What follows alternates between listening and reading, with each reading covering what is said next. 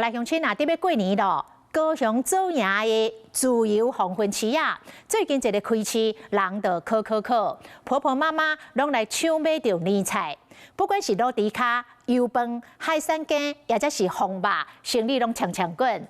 店家讲，最近的业绩成长三成，各有袂少的顾客拢是1个月前就来注文。卤甲油金搁香港讲的猪脚看起来真好食款。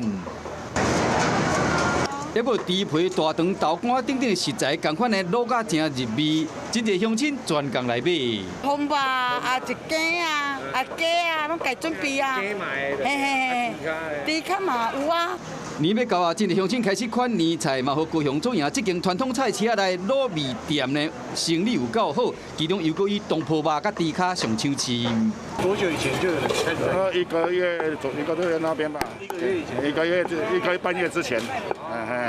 那你们有没有特别准备更多的量？有啊，一定要多一些啊，多平常的3、4杯。菜市仔内同款生意真好的，也有一间。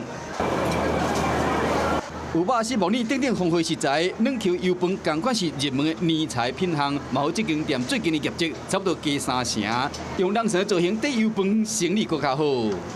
平常就有在买他们家的油饭，对。一款包装的一个油饭啊，系对。啊，较侪人要订就对啊。我足侪，人这拢订起来，这拢订单一只。 过年应景的菜色，也有南虾比、笋丝、白菜、海产羹甲肉羹，店头的生意嘛是强滚。